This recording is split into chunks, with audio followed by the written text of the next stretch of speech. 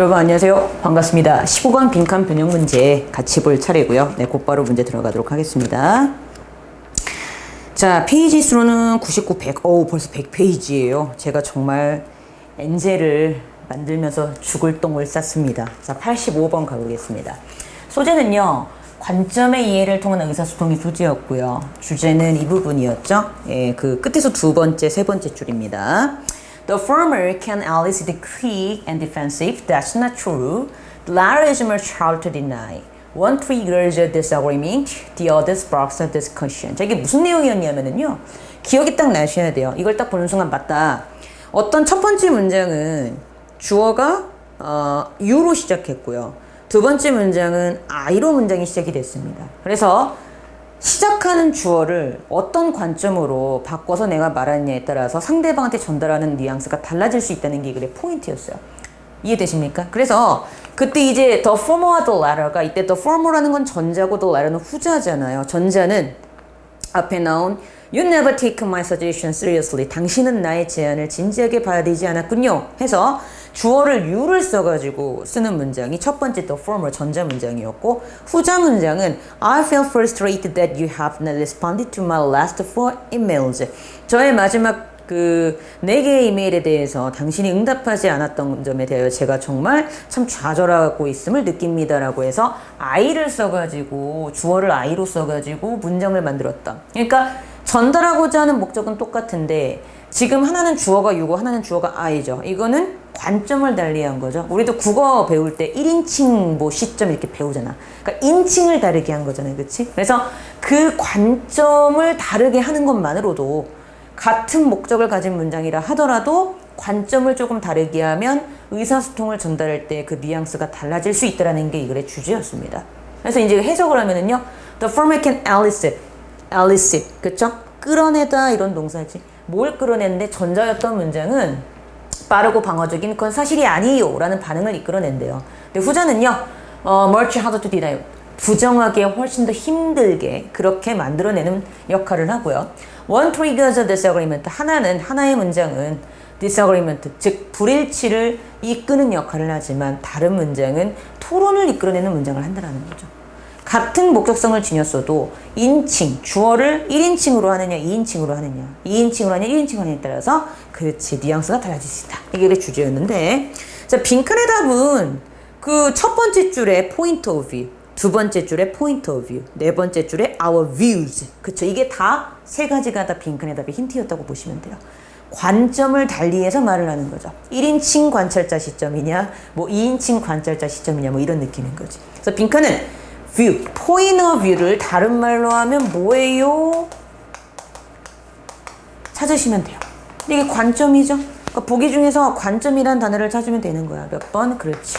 5번의 perspective를 답으로 하시면 되겠죠. 왜요? 얘가 관점이란 뜻이 있기 때문이다. 이렇게 이해하시면 되겠죠.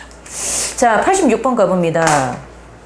소재는요, 기후변화와 작물수학과의 관계였죠. 주제는 이제 이 부분이 주제였어요. 보시면 두 번째 줄부터 나옵니다. Climate change is generally expected to cause yields to decrease in the tropics because of the predominance of rain-fed agriculture. 자, 기후변화는요, 일반적으로 뭐로 예상이 되어지냐면은요, 트로픽, 열대지방에서 어떤 산출물의 양을 decrease, 감소시키는 일을 야기시키는 것으로 예상되어진대요. 근데 그 이유가 중요했죠. predominance라는 단어는요, 그렇죠. 우위란 뜻이죠. 근데 왜, 뭐 때문에? 그렇지. rain-fed야. 물로 인해서 비죠. 비로 인해서 부양되어지는 농업의 우위 때문에 그러하다라고 나오고 있어요. 그러니까 이쪽 트로픽 열대지방은 농업이 주로 빗물을 사용해서 많이 농업을 짓나 보지. 그러니까 빗물이라는 게 어때요? 기후변화 되게 밀접한 관련이 있잖아요. 그러니까 기후변화라는 것이 그래서 이 열대지방에서는 이 농작물의 양의 어떤 산출량을 줄이는 수 있는 어떤 그런 부정적인 결과를 낳을 수도 있다라는 게 이 글의 포인트였던 거죠. 그렇죠? 이렇게 정리하시면 되고요. 빈칸의 답은요, 이렇게 보시면 돼요. 왜냐하면 빈칸이 지금 이 주제문과 연결이 되잖아요. 그러니까 세 번째 줄을 보시면 Where rainfall declines, therefore 빈칸이다 그랬죠. 자, 그럼 중요한 게 rainfall이 빈칸 앞에서요. rainfall이 아이고 딱 나오네. declines 한대요. 빗물이 줄어든대. 자, 그럼 빗물이 줄어들면 어떻게 되겠어요? 중요한 거. 원래 트로픽한 이런 열대 지방은 빗물로 인한 농업이 지배적인 곳이래요. 이게 우위 지배 이런 뜻이잖아요. 지배적인 곳이래. 그러니까 빗물이 있어야지만 농업이 어떻단 얘기야? 잘 돌아간다는 얘기지. 근데 빗물이 줄어든대요. 그럼 당연히 빈칸에 답은 뭐가 들어가면 되겠어요? 그렇죠. 이 산출량의 감소를 일으킨다가 그대로 들어가면 되겠죠. 그러니까 지금 여기 제가 진하게 표시를 해놨잖아. 이제 저랑 수업을 많이 해보신 분은 아시겠지만 지금 이게 답의 힌트인 건 아시겠지. 그러니까 빈칸의 힌트는 빈칸의 답은 이 부분이 그대로 들어가면 돼요. 어떻게? 열대지방에서의 산출량, 농작물 산출량의 양을 감소시키는 결과를 일으킨다. 이게 빈칸의 답이었던 겁니다. 하고 보기를 보세요. therefore가 나오고 있잖아. 그러므로. 그러니까 어때? 그대로 들어가면 돼. 이게 결론이니까. 하고 보기를 보세요. 그럼 보기 중에서 감소를 일으킨다. 부정적인 결과를 낳는다. 몇 번? 그치, 4번이었죠. 4번에 more severe yield impact expected. 훨씬 더 심각한 산출량의 효과가 기대되어진다. 그래서 심각하다는 얘기는 그치, 부정적인 걸로 본다면 답이 될 수 있겠지. 그러니까 4번을 답으로 하면 그런 문제가 출제가 됐었고요. 그렇죠? 자, 87번 가보겠습니다. 87번. 네. 87번은요, 소재가요, 좀 지우고요. 네. 수혜자. 이 단어가 조금 어려웠지. 수혜자. beneficiaries에게 도움이 되는 가장 근원적인 방법이 소재였고요. 네, 주제는 이 부분이 주제였습니다. 어디냐면 첫 번째 줄이 주제였죠. One way by which changes to an individual's environment can be achieved is through advocacy, campaigning for changes to a mindset, rules, and structures that inherently limit the beneficiaries. 이게 주제였죠. 한 가지 방법. 어떤 한 가지 방법? Changes to an individual's environment. 즉, 개인의 환경의 변화가 can be achieved. 성취되어질 수 있는 한 가지 방법은 바로 이게 중요해요. advocacy. 이거예요. 이거의 답이 바로 advocacy인 거죠. advocacy가 뭔데요? 그죠? 지지 옹호입니다. 그렇죠? 지지 옹호이다. 이게 이 글의 포인트가 되는 단어였죠. advocacy. 그렇죠? campaigning for change to mindset. 어떤 mindset, 마음가짐을 바꾸도록 하기 위한 캠페인.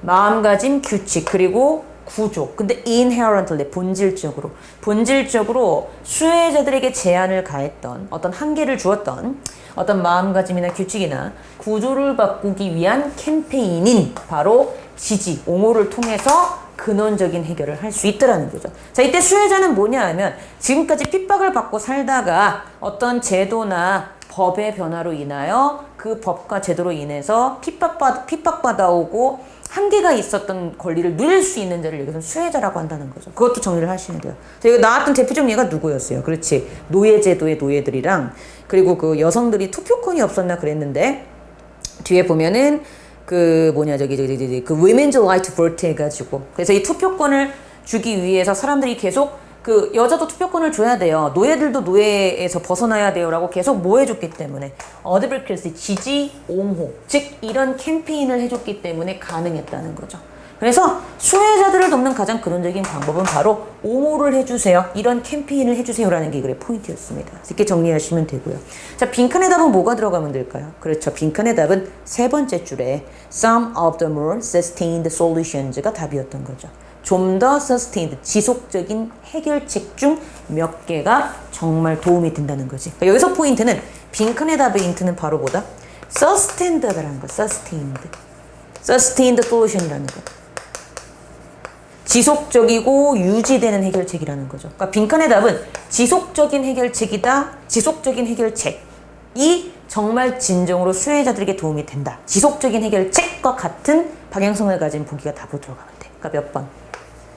2번이었죠. 2번에 enduring change. 왜요? enduring이 지속적인 계속 내재하고 있는 이런 단어잖아. 그러니까 2번에 enduring change 하면 지속적인 변화, 지속성이 있는 변화 이런 식으로 되니까 얘를 답으로 해주면 되는 그런 문제였습니다. 그렇게 정리하시면 되겠고요. 자, 그 다음 88번 가볼게요. 88번은요. 소재가 과학과 기술 간의 상호관계적 특징이래. 그러니까 얘는요. 이렇게 정리하시면 될 것 같아요. 주제는 첫 번째 줄이 주제였습니다. Applied science lies between science and technology, but there are no borderlines between the three domains. 빈칸이다. 자, 응용과학은 과학과 기술 사이에 놓여 있어요. 그러니까 여기선 지금 3라고 하고 있잖아. 그러니까 얘랑 이렇게 얘를 세 개의 영역으로 본 것 같아요. 즉 응용과학이라는 것은 과학과 기술 사이에 놓여 있어요. 하지만 그 세 개의 도메인 영역 사이에는 borderline 경계가 없어요. 즉 빈칸이래요. 그럼 당연히 빈칸의 답은 세 개의 영역 사이에는 뭐가 없다? 경계가 없다가 빈칸의 답으로 그대로 들어가면 돼요. 세 개의 영역은 경계가 없어요. 이게 원래 빈칸의 답이었습니다. 그럼 경계가 없다는 건 무슨 얘기인데? 그렇지. 공통적으로 겹치는 부분이 있다는 얘기잖아. 그러면 그런 방향성을 갖고 있는 답은 몇 번인데? 그렇지. 5번에 H shades into the other죠. 그대로 해석하면 각각이 다른 각각의 그늘을 만들어준다지. 그늘 만든다는 게 무슨 의미죠? 그렇지. 이거죠. 이렇게 겹치는 부분이 있으면 여기가 까맣게 되겠지. 왜? 세 개가 겹치니까 색깔이 어두워지죠. 이걸 쉐이드라고 보시면 돼요. 그래서 한쪽이 서서히 다른 쪽으로 바뀌어 나가는 거고 서로 겹치는 부분이 많다. 이런 쪽으로 가는 거죠. 그래서 답은 몇 번? 그렇지. 5번이었던 그런 문제가 우리 여기에 출제가 되고 있다는 거 알아두시면 되겠고요. 자, 89번 가볼게요. 자, 이 질문도 되게 웃겼어요. 디자인 모방이 소재였고요. 이거 아무리 그 디자인 모방하는 거 뭐 하려고 해도 막으려고 해도 잘 안 막아지더라 뭐 이런 내용이었죠. 근데 주제는 요게 주제였지. 그렇지. 밑줄 친 부분. 근데 이 밑줄 친 부분의 주제의 힌트는 두 번째 줄에 일단 첫 번째 주제의 포인트가 나와요. 힌트가. 두 번째 줄 보세요. 두 번째 줄 보시면 He sold many of his designs in stores that his company had not supplied. 이게 첫 번째 힌트였어. 그는 그의 회사가 제공하지 않았던 가게에 그의 디자인들이 있는 걸 많이 봤대요. 제공하지 않았는데도 그의 디자인이 있어요. 누가 갖다 베낀 거지. 이게 첫 번째 힌트였고요. 두 번째 힌트는 그렇습니다. 끝에서 다섯 번째 줄과 끝에서 네 번째 줄에 나와요. Designs are often copied and sold in other countries without the designer ever knowing. 디자인이 종종 모방되어지고 팔려. 다른 나라에 뭐하지 않고 디자이너들이 그러한 사실조차 모른 채로 다른 나라에 팔리거나 모방되고 있다는 거야. 이게 빈칸의 두 번째 힌트였습니다. 그러니까 이 두 가지 힌트가 공통적으로 말하는 건 뭐예요? 그렇지. 디자인이 원작자의 동의도 없이 여기저기에서 법을 무시하고 뭐하더라? 여기저기 팔리더라 라는 게 빈칸의 답이었던 거지. 하고 보기를 가봐. 그렇지. 몇 번? 1번. Copying of designs is not new. 디자인을 베껴버리는 것은 남의 것을 디자인을 모방, 베껴버리는 것은 is not new. 새로운 게 아니라고요. 즉 여기저기 널리 퍼져 있다고요. 그러니까 몇 번? 1번이 답이었던 그런 질문이었습니다. 자, 90번 가보죠. 미소로부터의 미래. 즉, 자, 이건 좀 설명이 필요한데요. 우리가 졸업사진의 미소만으로도 그 사람이 장래에 어떻게 살아갈 것인가를 알 수 있다라는 게 이 글의 포인트였죠. 그래서 이게 주제가 이거였어요. 끝에 맨 마지막 문장이 주제였고요. Those indicators of happiness were predicted by 빈칸이었죠. 그러한 행복에 대한 어떤 지침은요. 즉 빈칸에 의해서 예측이 되었다. 근데 이 빈칸의 답은 쉽게 찾아요. 바로 네 번째 줄 중간에 있는 smiling이 원래는 답이거든요. smiling. 진짜 미소를 지은 사람들은 잘 살고 거짓 미소를 지은 사람들은 잘 못 살았대. 근데 어쨌든 진짜 미소든 거짓 미소든 둘 다 웃은 건 사실이잖아. 그러니까 스마일링이 여기 들어가면 되는 거야. 이해되십니까? 근데 중요한 거 보기 중에 스마일링이라고 딱 주고 있는 게 없죠. 그럼 스마일링을 영영풀이식으로 바꿔놓은 문장을 답으로 찾으면 되는 거야. 근데 그게 몇 번이야? 1번이죠. 왜요? 1번에 mere crinkling. crinkling이 잔주름이 생기다, 주름이 생기게 미소 짓다 이런 동사였지. 그래서 눈에 단순한 잔주름이 생기는 거.